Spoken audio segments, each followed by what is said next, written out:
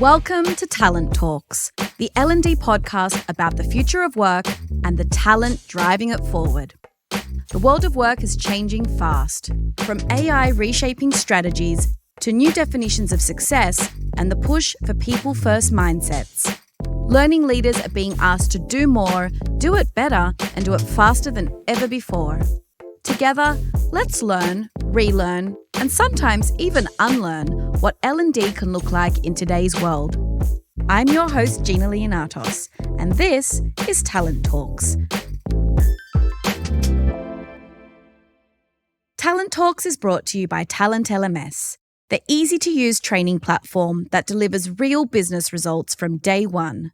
Learn more at talentlms.com.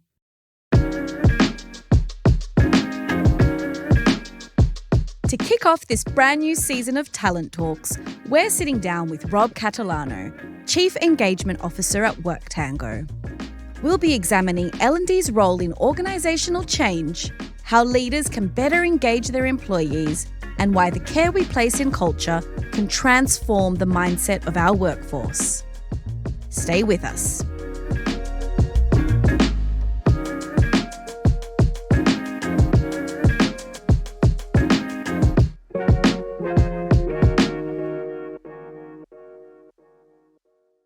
Rob, welcome to Talent Talks. Hello, thanks for having me. Super excited to have you with us today, Rob, to discuss all things related to employee engagement, particularly during times of change.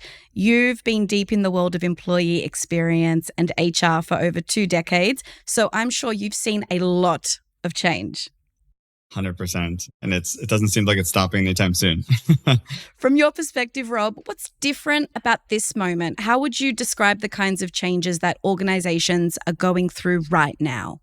Yeah, so I think there's a number of changes where organizations are shifting from perks and pay to meaning and belonging in terms of how they try to engage employees or build that experience. It's less about how do we build this secure job structure of how you get to the top versus growth and learning and what people really want in their workplace. I think office first has now become flex. You know, what used to be uniform is now very flexible, and it's not about everyone has a path. It's around what's the right path for you as an individual and working on that. So I think the world is shifting just in general. But I think the question I ask myself is why, right? There's new generations in the workplace. There's new technology to build that experience. There's business cases like we never had before in the data. So, you know, I could probably speak for the next hour on all the changes, but at a high level, those are things that come to mind.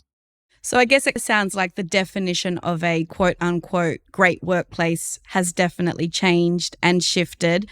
So let's dive into organizational change. This is the core theme of the new research report from TalentLMS and WorkTango. And it was great that our teams got to work together on this.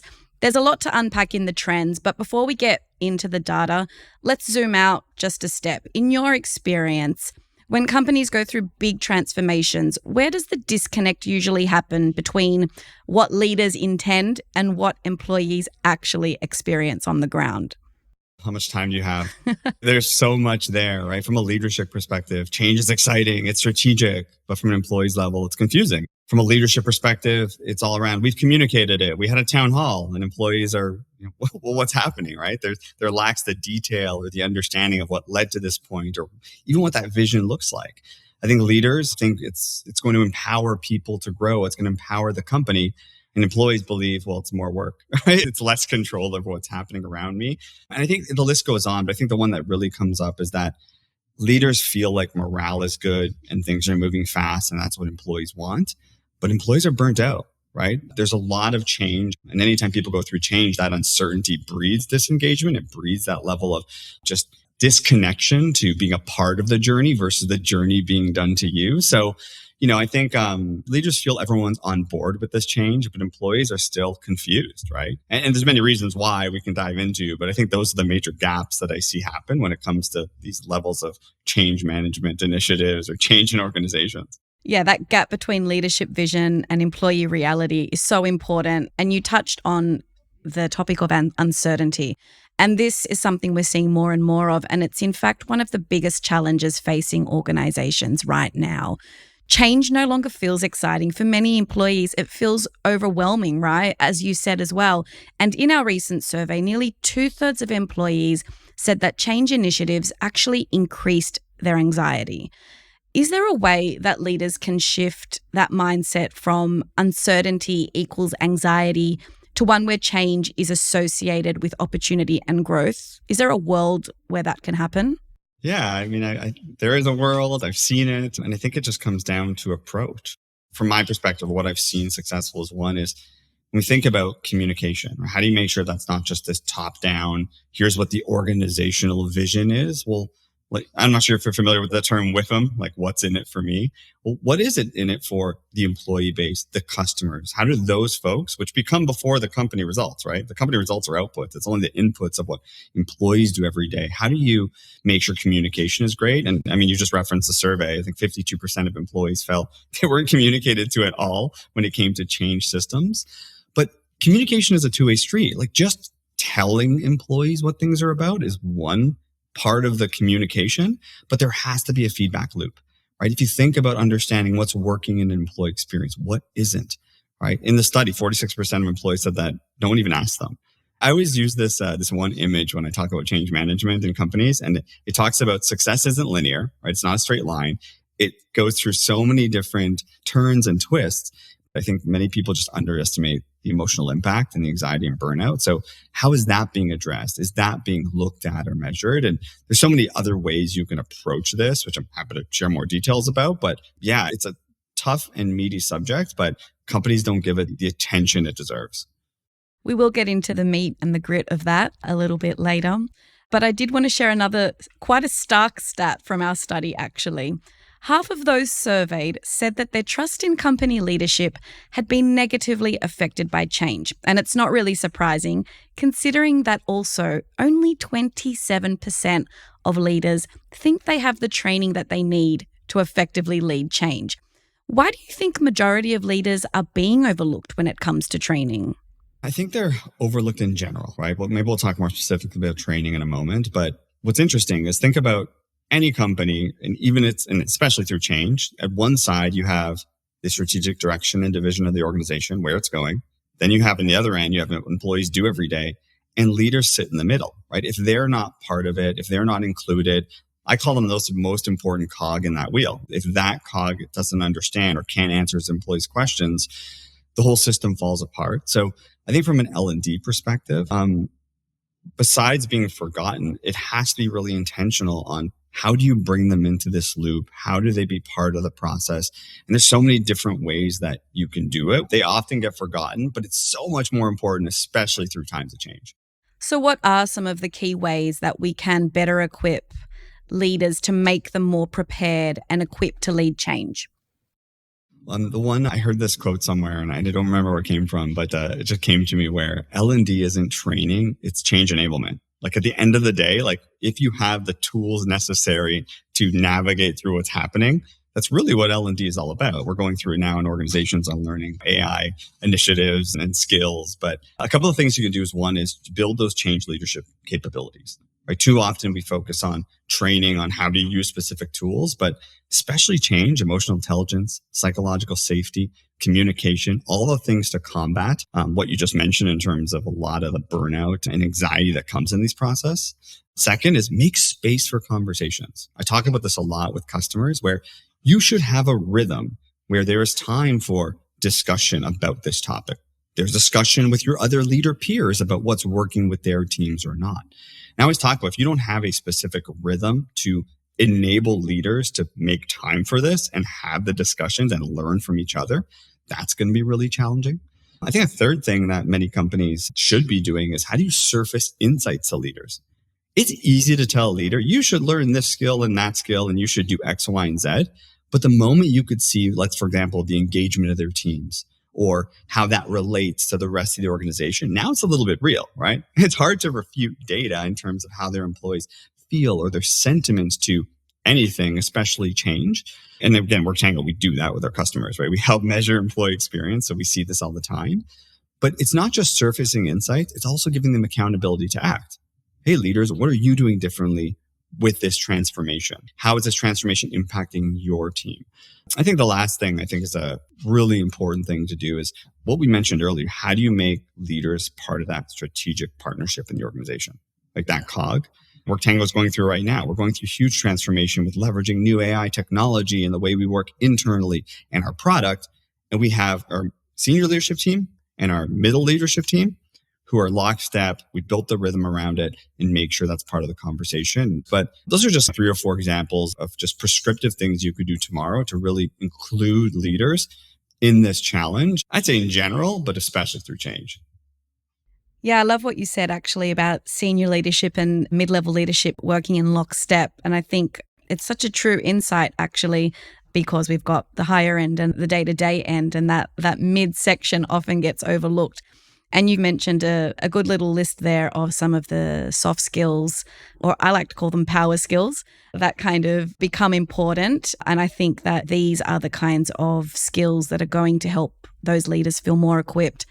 Now, if we talk a little bit into the bigger conversation around upskilling and reskilling during times of change, in our recent survey, 45% of employees said that they know they need to build new skills to adapt. But nearly half also said they're not getting enough training. So we're seeing a theme in the stats here, right? How can we better position upskilling to those at the top, not just as a nice to have, but as a core employee engagement strategy during times of transformation? Yeah, actually, before I dive in, like one last comment on what we were just talking about is I get the luxury of doing not only the measurement on the employee side and the leader side, but I get to have conversations and focus groups around, hey, why do you feel this is the sentiment of your employees or leaders? But I talk to leaders all the time, and one of their biggest frustrations is employees go to them as leaders to ask, hey, why is this change happening? Or what do we think the impact's going to be?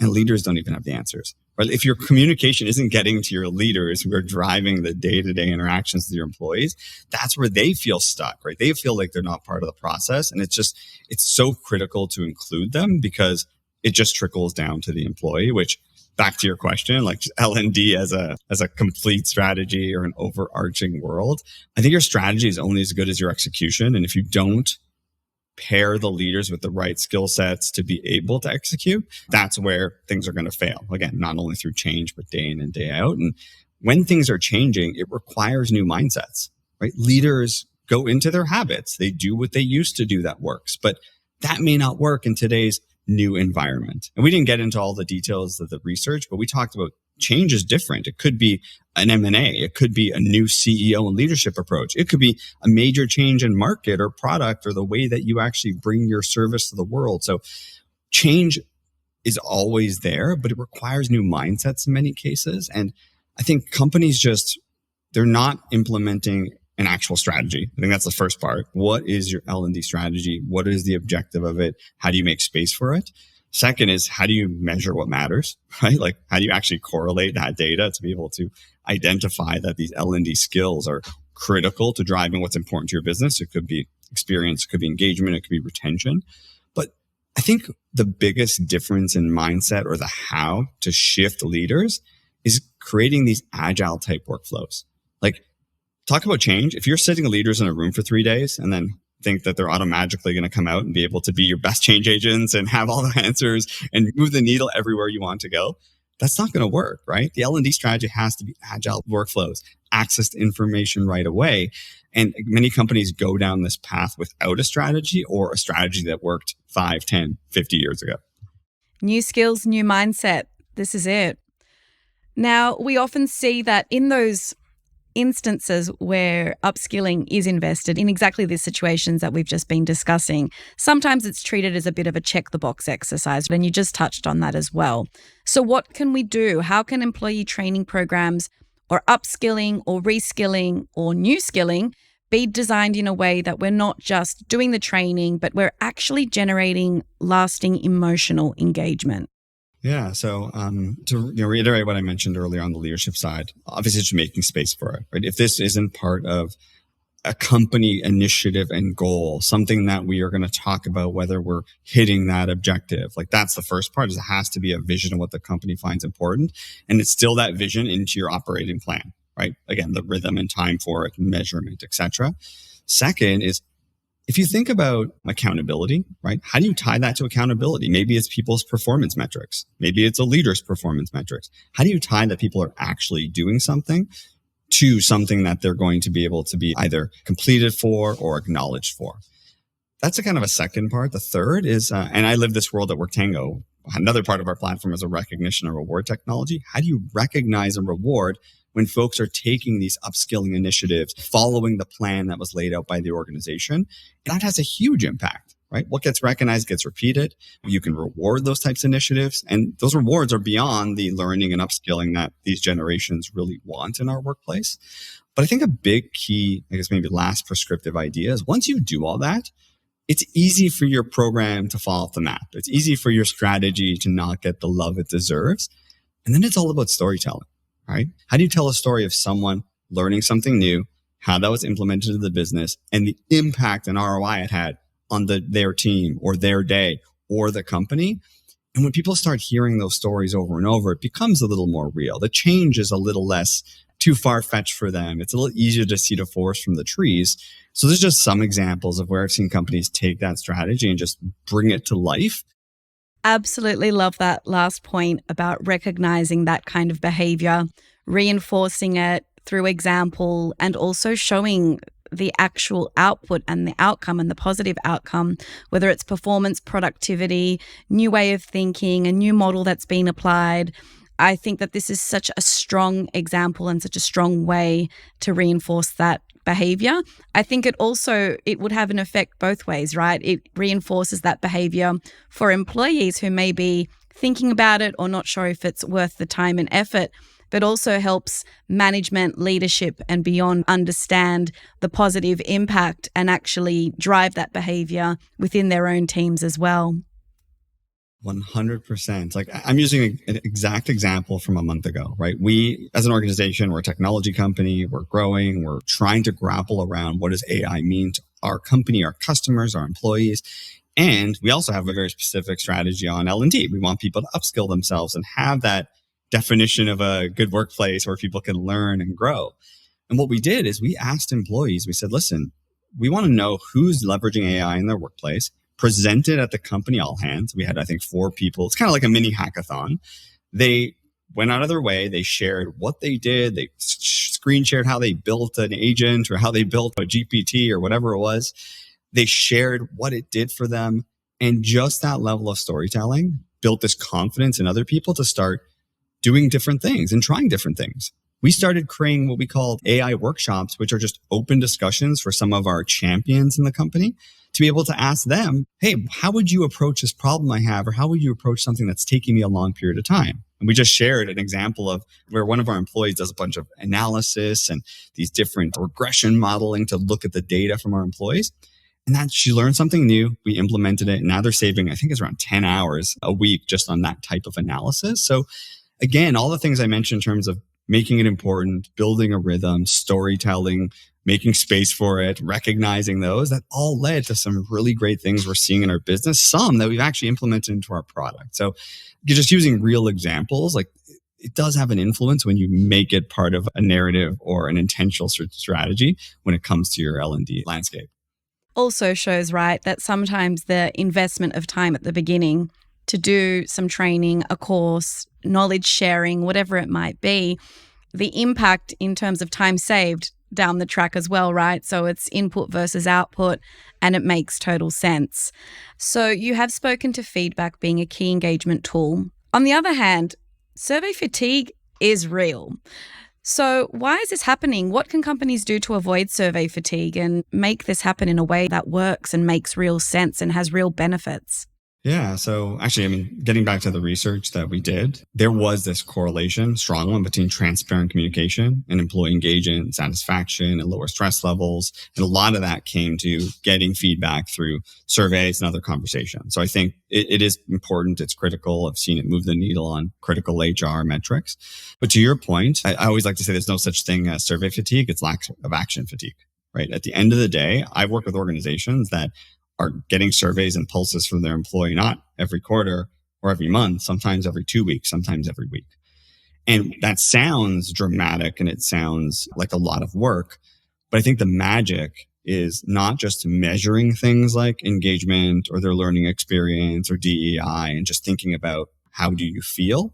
It's shifting it to diagnostic feedback around what is working, what isn't, why is something we implemented working, or even before we launch something, can you give us feedback to make sure when we launch something, it's going to hit the mark in terms of what the needs of the employees are.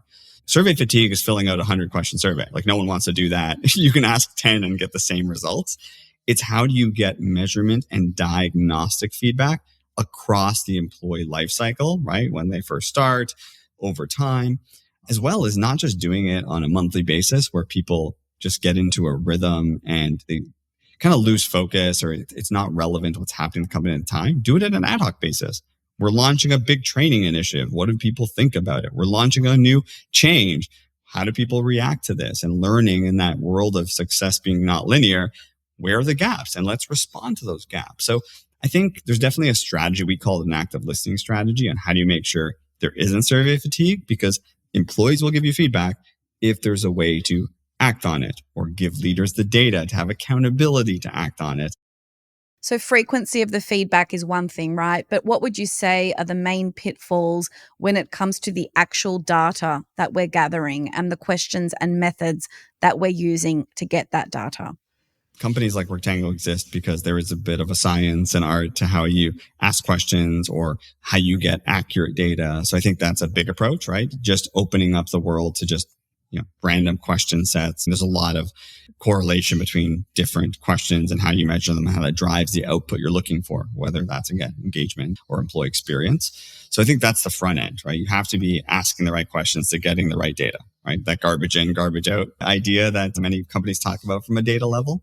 So that's the one part. And then second is to what I mentioned. If you have the right strategy on active listening, diagnostic feedback, now your information's a lot more relatable. You can do stuff with it. So what we see is our customers give access to every leader to see the data for their team or department or location or country or whatever it is in real time so that they become accountable to be able to do something with that. So that's the second part. The third, though, is at the end of the day, the data is more valuable if you can look at it from what I call the art of data. So A is absolute data. So we're going to talk acronyms here. A is the absolute number. My engagement score is 68. I don't know if that's good or bad.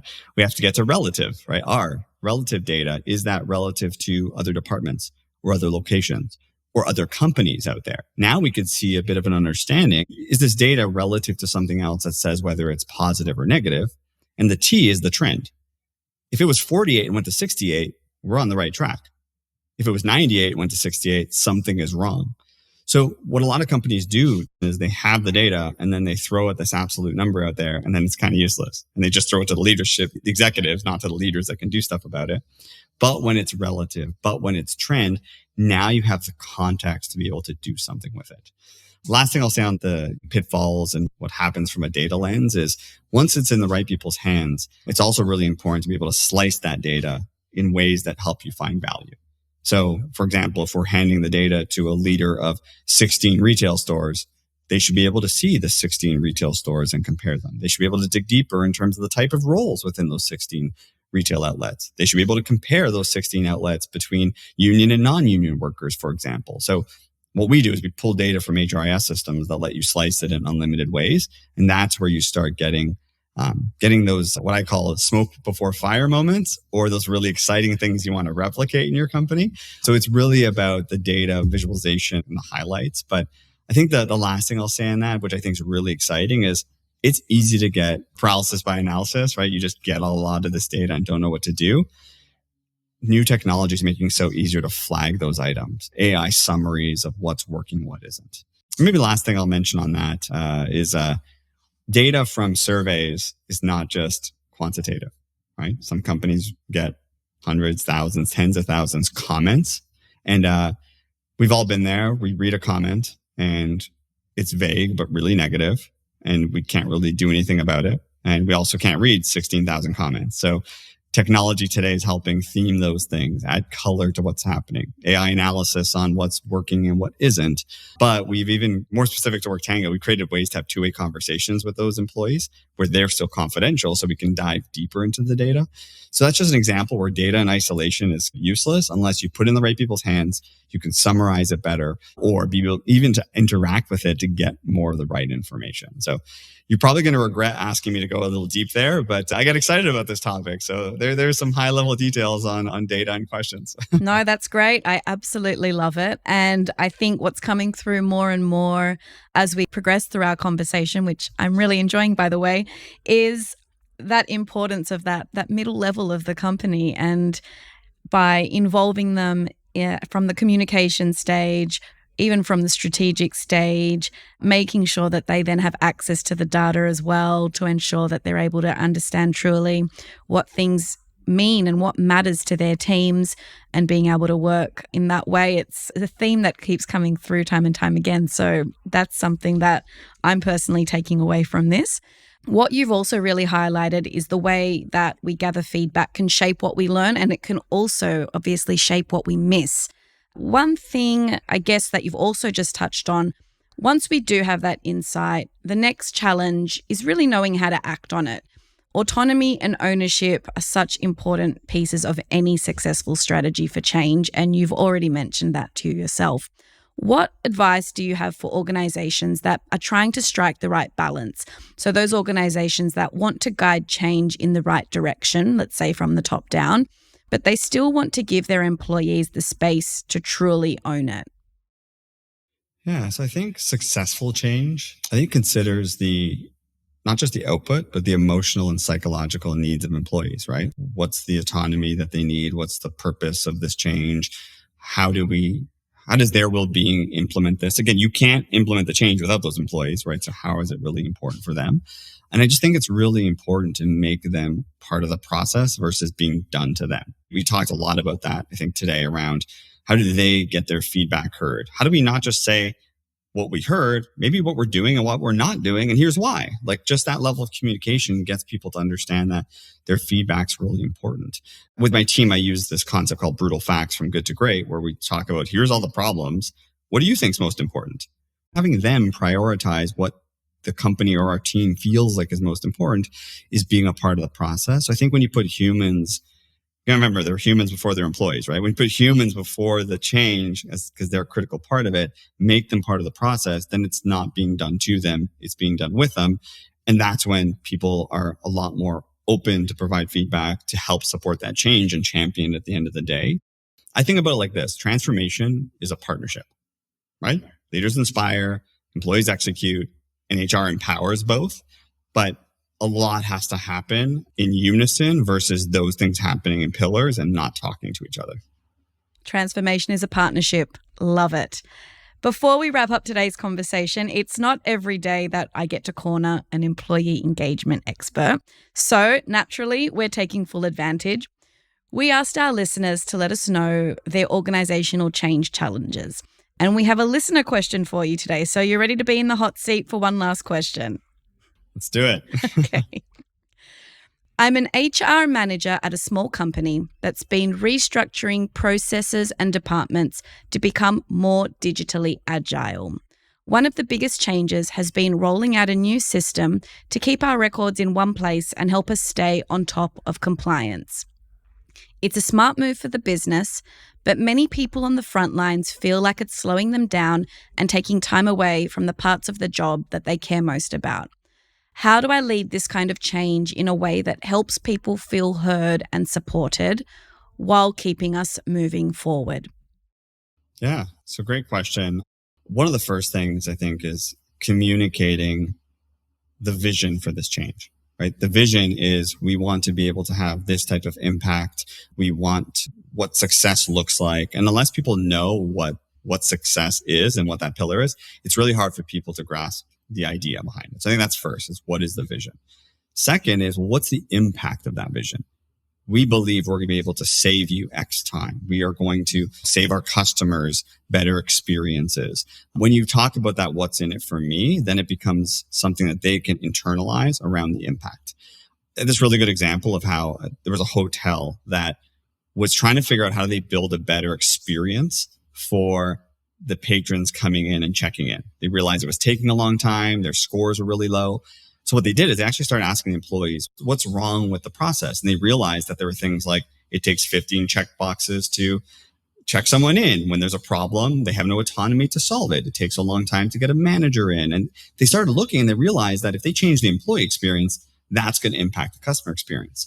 So it was really easy to communicate to employees. For example, we're changing your systems because it's going to actually reduce the time by 10x, which helps you be able to focus on other things or to focus on more strategic things or better customer service. So I think that's a big part of it. When you discuss the impact it's going to have, I think that's really critical.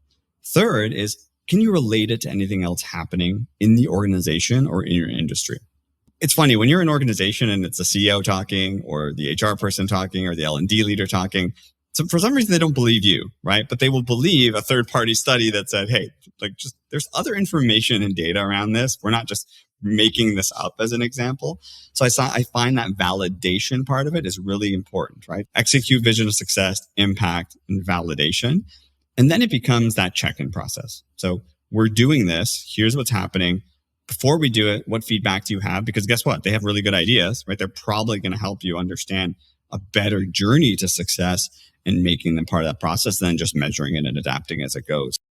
It sounds complicated, but you hit the nail on the head. You spend a little bit of time up front, just planning for it, being intentional about it, building those feedback loops. You can help get to that end. And then again, it's not being done to them. They're a part of the process. Communicate the vision, demonstrate the impact of the vision, validate through some examples or third parties, and check in. Rob, it's been great having you with us today. Thank you for joining us at Talent Talks. I hope you've enjoyed it. I've had a blast. Yeah, thank you so much for having me. I love that you and the team do this. It helps, engage and inspire other leaders. And sometimes it's hard for us to come up for air and just hear what else is going out there. So anyone listening, appreciate it. And I get a lot of value out of it as well. So thank you for having me. Really thankful.